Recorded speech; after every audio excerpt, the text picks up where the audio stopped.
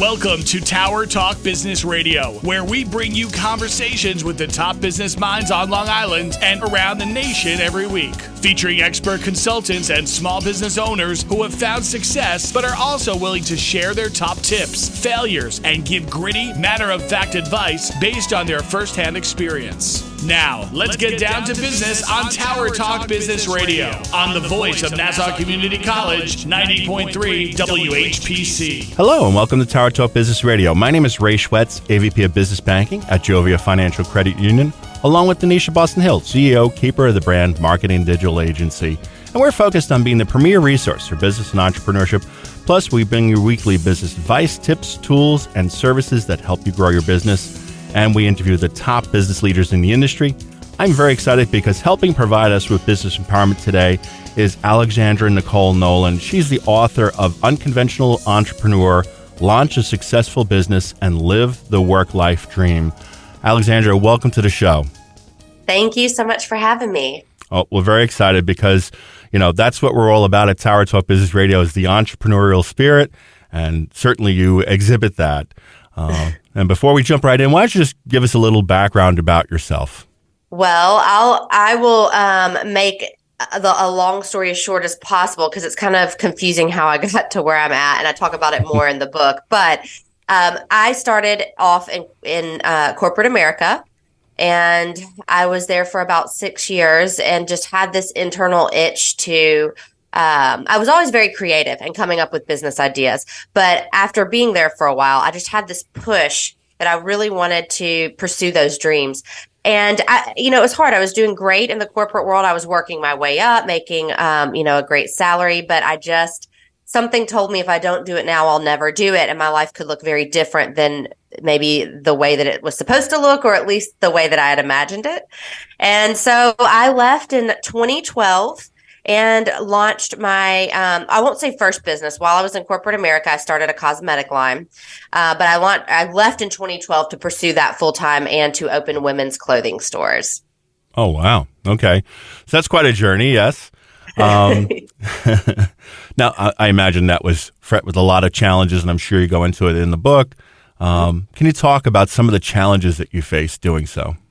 Absolutely. So one of the stories that I look back on, and I just can't believe that I don't want to say stupid, because it ended up being the most brilliant thing that I did, but also I would never do anything like this again.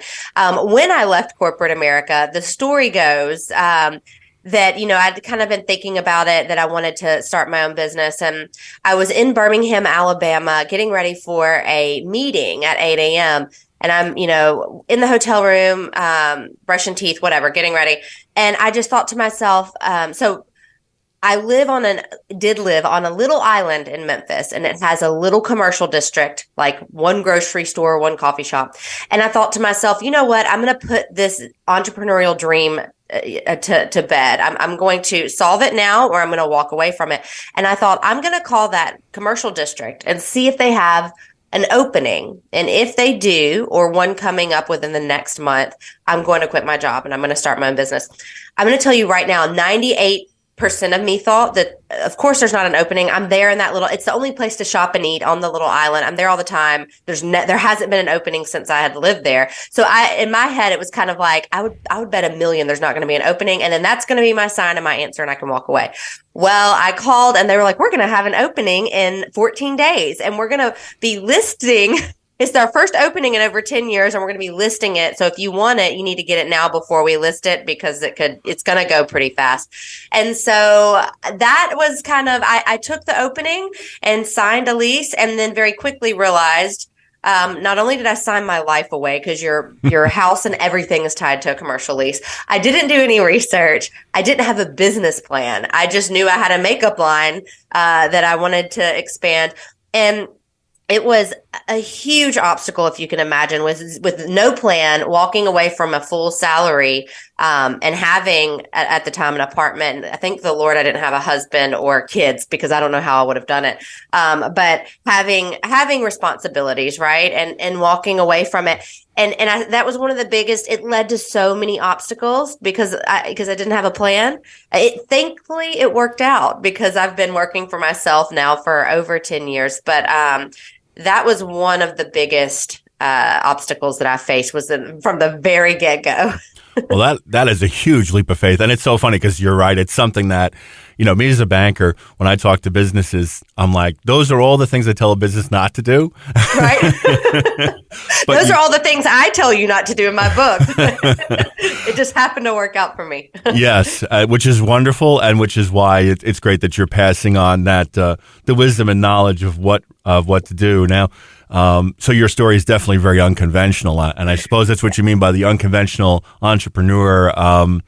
I don't think there is such a thing as a conventional entrepreneur now that I think about it, though. No, these days. So, yeah, I was pondering that too before I wrote the book, and the whole reason why I wrote it and why I realized that pretty much every entrepreneur is unconventional or has to be to survive. I went to business school. I've spent a lot of time at a collegiate level studying business with a master's and a bachelor's, and I did 2 years of a PhD. And so I did this because, I got my bachelor's before I became an entrepreneur, but then I went back to get my master's while I was working for myself. And a lot of people said, "Why are you doing this? You don't need this for a raise. You work for yourself." And I thought, I need more strategy. I need more detailed strategy to really to step outside of the box and create something big. And what I realized very quickly is, while I'm not saying don't go to school, I learned a lot in school, but there is just an element of entrepreneurism that cannot be taught. And so when it comes to maybe financial strategy, yes, economics, all of that, it's great. It's a good base, but you really have to get out there and get your hands dirty. And really, basically, I say all the time, throw spaghetti at a wall and see what sticks to know what entrepreneurism really is and to develop entrepreneurial strategy. It's in order to succeed, every entrepreneur is unconventional. I would agree. Now, you have a process, which I love the acronym PROFIT, PROFIT. So can you take us through that process, how that works? Well, in a nutshell, without getting too technical, you're, I'm sure, well aware, most everyone that's listening to this, is you have your regular, what I call traditional way of pricing yourself. So you've got your variable costs, your fixed costs, all of these things that you have to consider in order to decide what you're going to price your service or your product at. So the unconventional way is I throw in basically a cost for your own expertise. So a lot of people, and I was thinking about this last night too. Back in the old days, and I say old days, at least 100 years ago, or even 50, we were selling a product. All of us were a service. We weren't selling ourselves. Now with the digital world and social media, you're selling yourself first. People want to know who they're buying the product for, and they can easily research who they're buying the product from. I'm sorry. They can easily research that. And so you're more so than ever, the owners of these companies are in the front line and they're really selling themselves. And I started thinking about it, when I did a rebrand of my cosmetic line from selling just a product and benefits to selling myself as an expert, as a makeup artist. I started thinking, so now I'm selling myself. I have a price for my product, but I don't have a price put into my cost structure that gives back to me. And a lot of people would say, well, you have a profit, right? Yeah, but you've got a profit, but if you just tie in, and I talk about it more in the book on how to come up with this number, but if you tie in just a little bit for yourself for every single service, I like to call it extra money, bonus money, entrepreneurial, yay money, that just you don't use it for anything but for you. You obviously make money out of your profit, but this is a little piece that you set aside. And at the end of the year, if it's in a savings account, whatever, you bonus yourself out that.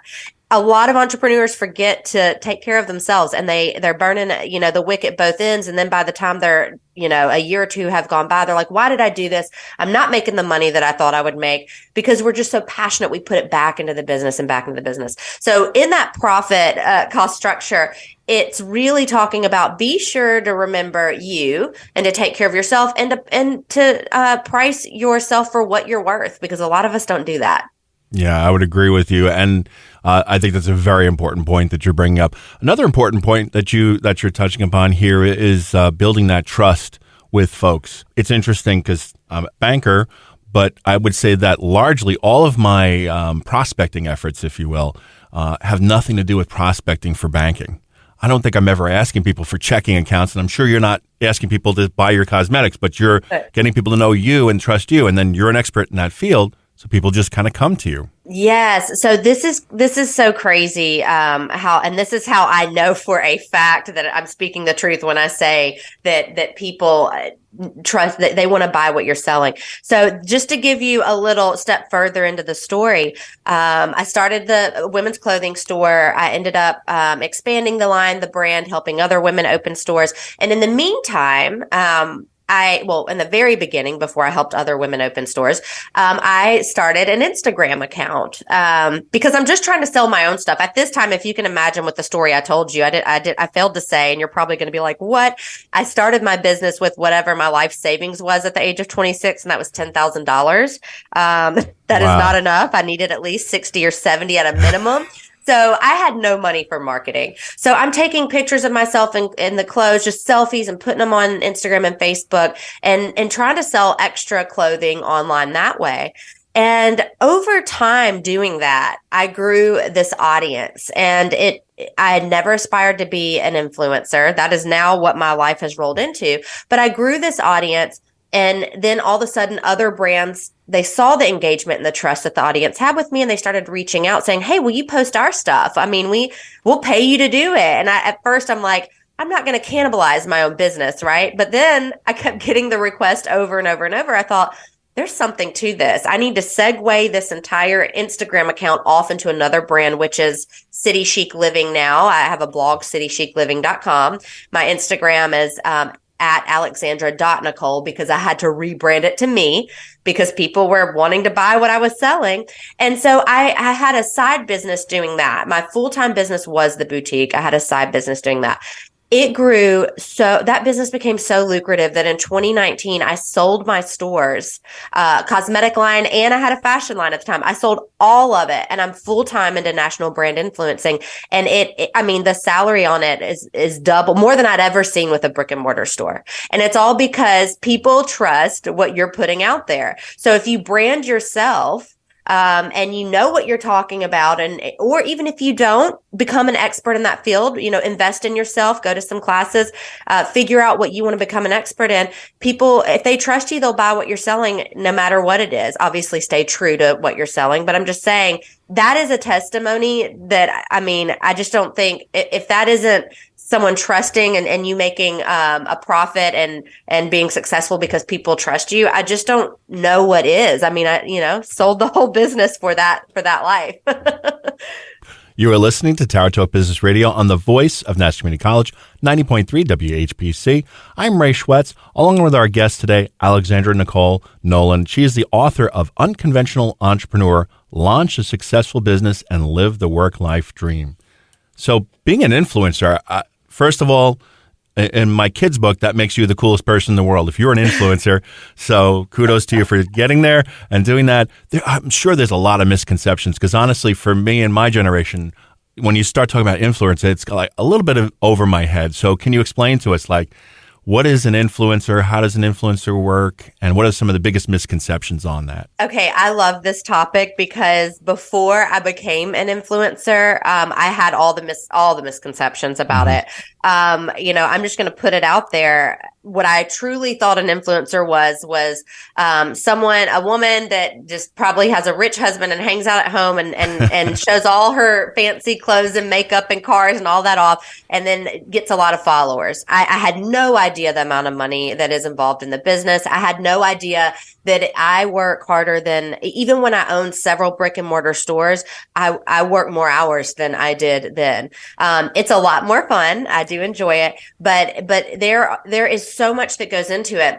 So a lot of people ask, and I'll say that I'm on the older end of influencers. There was a boom. I'm 37. There was a boom about with the people that right now are 35. So really, my generation there's only a few of us that really made it at that age. And so I had those misconceptions. Influencers, I'll go ahead because this is the second question that people ask that is involved in this. So how do you make money? A lot of people don't know, like, what is the deal? So there are so many ways. There is something called pay per post. So on my Instagram, alexandra.nicole, you'll go on there and you'll see there are several brands that I'm doing videos about that I've been hired to do. And, for FTC requires you to put hashtag sponsored or ad. So that's how you know. Also, I'm very diligent to only promote things that I actually use and love. So it's not all about money grab. And then I post things that are my lifestyle and behind the scenes and all of that. I also have a blog. If you go on the blog, you'll see at the bottom, there are ads that pop up. So anytime somebody clicks those, you can make money. There are affiliate links within blog posts. So when I talk about something, I've got an Amazon affiliate link. If somebody purchases it, you can make money. There are so many. Some brands will even pay you just to take photos with their product and then ask if they can buy the photos to put on their website because it's much cheaper than a photo for them to have a full-blown photo shoot. So, those are just a few ways. I actually wrote a big blog post on it last week because everyone was asking, how do you make money? So there are a lot more. I could take up a whole segment talking about that over on the blog right now. But it's crazy lucrative. It really is. And it's fun. It's a lot of fun. And I'm sure, it sounds like it's a lot of fun, and I'm sure, does it ever where does your work life and your personal life, how does that work? Does it just one bleed into the other, or how does it work for you? Well, it is there.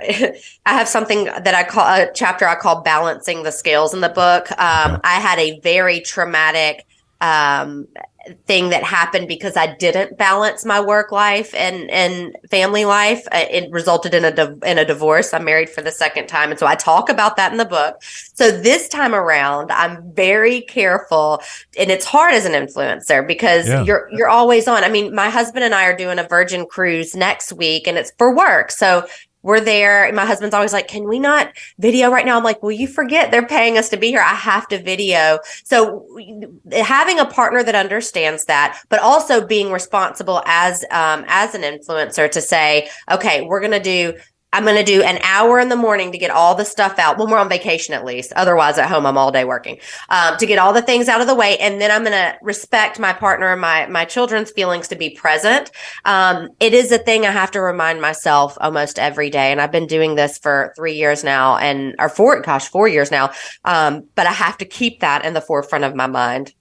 And that is so important, because I think nowadays, whether you're an influencer or you're doing anything else with the virtual world that we've now entered in post-pandemic, it's so hard. Those lines are so blurred now. Yes, it is. And I catch myself getting screen fatigue too sometimes because I'm always on, and especially since COVID, that was all there was to do. So, you just have to be diligent in that, even in any kind of business, really these days, because we're all working from home, to have that work-life balance. Now you have the book. What are the accomplishments that you're most proud of? This may sound basic and cliche, but hanging in there with going and getting my master's. I didn't have to do it, and I got a offer from the University of Memphis to come back and do their new entrepreneurial business program, and to be a part of that. And I was pregnant at the time, and actually had a baby during that time. Oh wow! And I was running my businesses and doing that full time. So I would say, looking back, I wasn't as proud at the time. I just felt like I was trying to steamroll through. But looking back, back, it's an accomplishment that I don't know that I could even. Sometimes I'm like, how did I do that? So I would say that's probably the biggest one. Oh yeah, no, I would agree. That's a huge accomplishment, and it sounds like it's a nice opportunity for others that you've now blazed the trail for them to do that. So that's pretty darn cool. Thank you. And let's go into the book. So if you're an influencer, you have a lot of content that's already out there. What made you decide, you know what, I want to put all this into a book?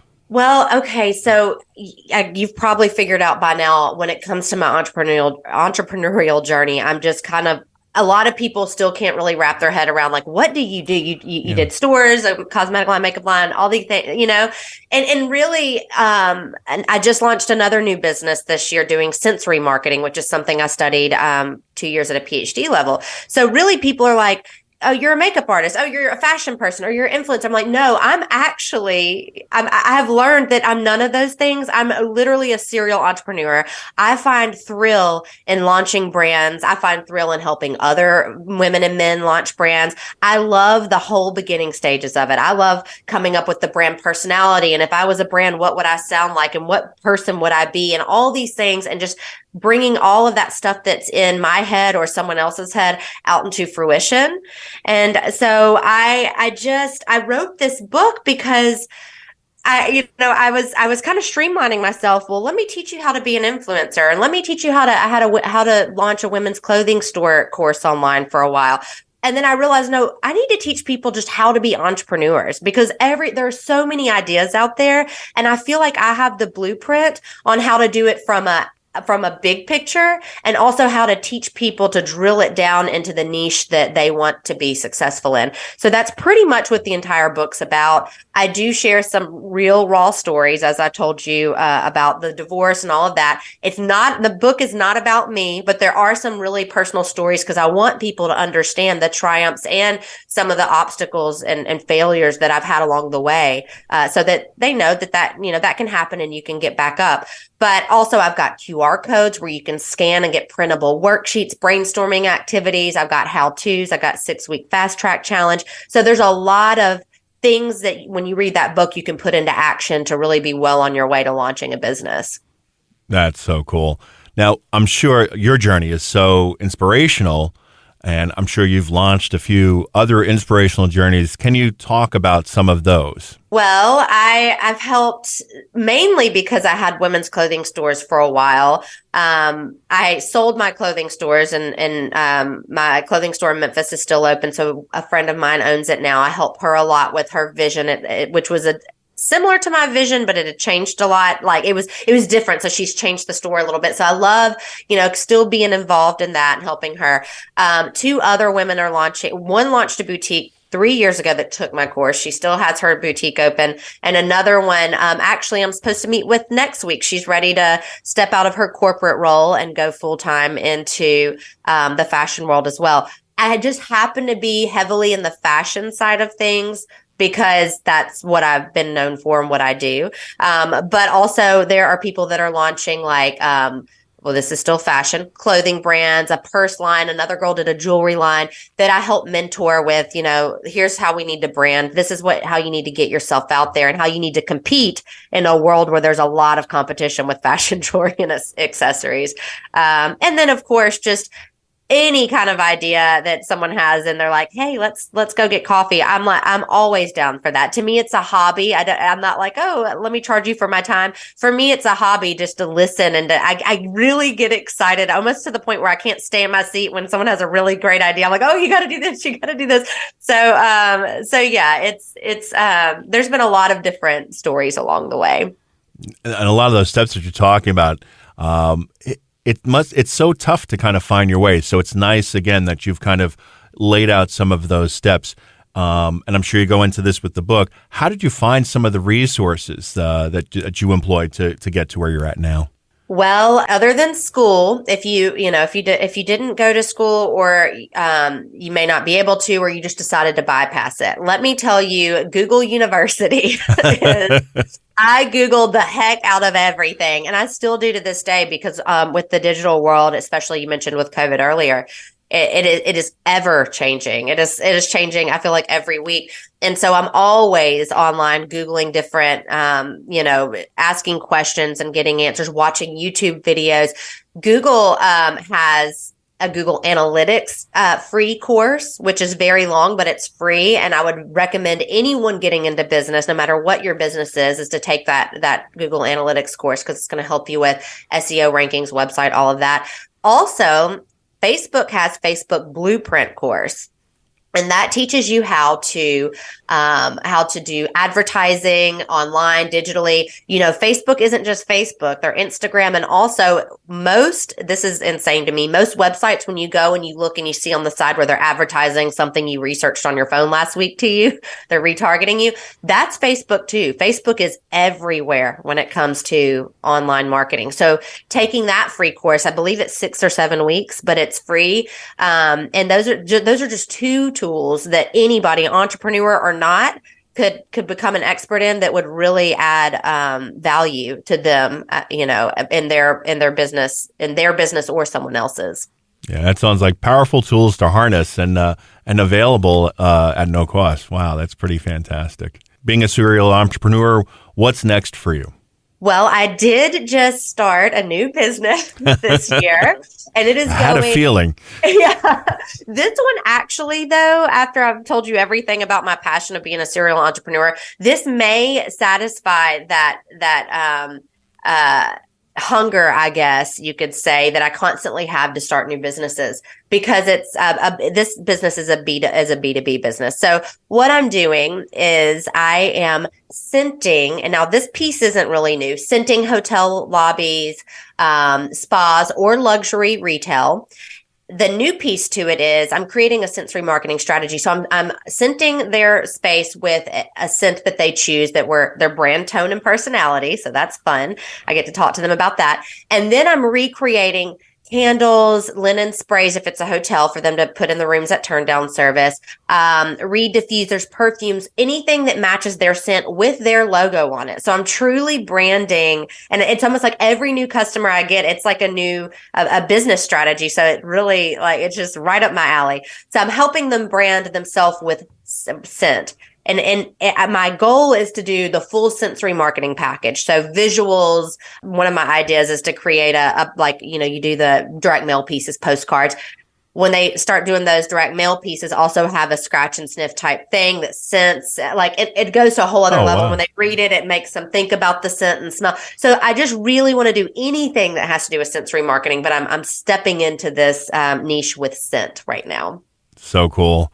All right. So where do we find you? Where do you find your information? And where do we find your book? Okay, so my book can be found on my blog, citychicliving.com, or if you go to alexandranolan.com, that basically has all of the business's blog, everything in a nutshell.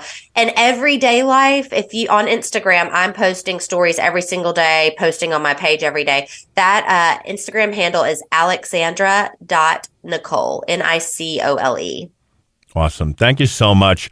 Again, your journey is so inspirational. I'm very excited to see what comes up next for you. And thank you. Thank you for joining us. Absolutely. So I'd like to leave you with DB's philosophy. Walt Disney, all our dreams can come true if we have the courage to pursue them. I want to thank you for being with us. My name is Ray Schwetz, along with Denisha Boston Hill, your co-host and producers. Visit nccradio.org for more information. We are available on Odyssey, TuneIn, iHeartRadio, and as a podcast on iTunes, Android Podcasts, and Spreaker. This has been Tower Talk Business Radio, powered by the voice of National Community College, 90.3 WHPC.